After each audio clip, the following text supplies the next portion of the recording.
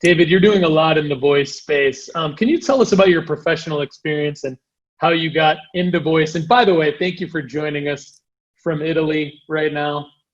Good to see you. Hey, it's fabulous to see you too, Paul.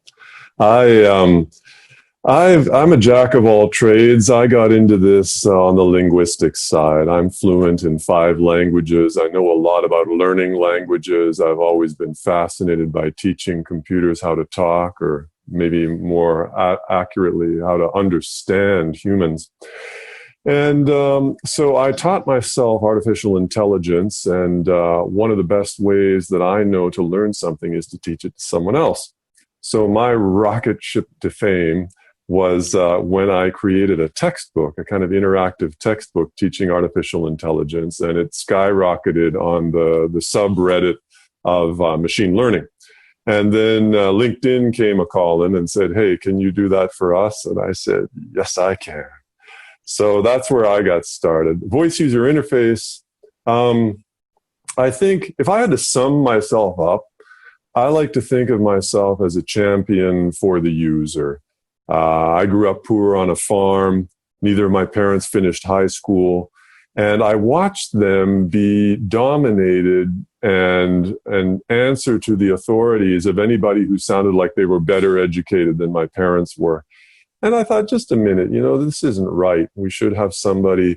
I don't want my parents to have that kind of experience, or people like my parents to have that kind of experience.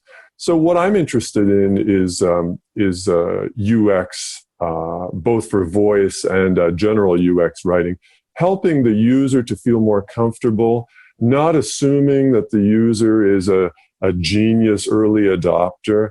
I'm the guy that wants the user to be happy and comfortable across the board. And that has often shown up in search. I'm fascinated by search.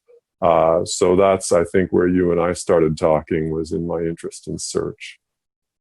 Yeah, that's a great overview. I mean, I love several things about that. I love that learning by doing and really rolling up your sleeves and figuring things out, and then writing about it, telling people about it, trying to do it in a better, more user-friendly way, and then being an advocate for the user. I think that's very important. And tell us what you're working on right now, because you're right. You and I talked a lot about what you were working on with the search voice app. Are you still? Do you have an update for us on that, or what are you working on these days? Well, I'll give you a quick update on what I'm doing in Italy.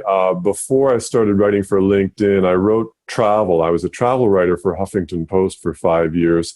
And when COVID came along, Italy was one of the first into lockdown and one of the first out of lockdown. And they have had a stunningly successful battle against COVID. You can't say they've licked it, but damn, they've done a really good job. And there were a lot of my contacts in Italy saying, "Dave, can you come back and write about the success story in Italy and invite Americans and other folks back to travel here?" Because the tourist industry is a big part of this country's economy, and they are reeling right now. So my job is basically, I've been traveling Italy for 7 weeks and writing articles about how safe it is here, how empty it is here of tourists. It's the perfect time to visit Tuscany or Cinque Terre or the Amalfi Coast or Capri or Rome, or shall I go on? And so that has been my extremely difficult job, is traveling around Italy and writing about it. So that's what I'm doing now, but that's just for the summer. I couldn't resist. What I've been focused on is search, and voice search specifically. It all started with my wife, who's, got lovely degrees from all the right schools. But she told me how frustrated she was by search. And I was like, how can this be? Everybody's comfortable with search. I am, therefore everybody must be. And it was she who really helped me to understand that a lot of people out there are not comfortable with search. And her problem was, how do I know if I'm getting the right results? How do I know when I'm finished? I thought, man, that's the question I'd like to answer. And at first I thought it was just, because we are of a certain age, we're both 29. But then when I checked it out with my teenagers, they also suck at search. I'm like, just a second, there's something going on here. So my dream was to turn search into, instead of tapping into the little Google search box, to actually be able to speak. I call it babble search, to babble. I'm thinking about going to Mexico for a trip, and my uncle says I should go here, and my dentist told me I should go there, but there's too many options online, and can you just give me some good ideas for what to do? And you see, just that little mini paragraph of babbling, that's the way we interact with each other. That's the way we want to interact with our computer. And so I set up this lovely little Amazon Alexa skill, where that starts a conversation. And it's like, oh, okay, well, what about this? Have you thought about that? Should we try this? How do you want to refine your search?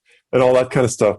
And so what I have, it's still clunky, but what's fabulous about it, my biggest discovery is that when people talk to the computer, say what they want to search, they're willing to search a much broader spectrum. They're willing to take on really complex problems instead of just, Googling sports scores or the latest moves on Kim Kardashian. So that's what I like about Babel search and about voice search in general, is I really think it opens up the playing field for what we can search for.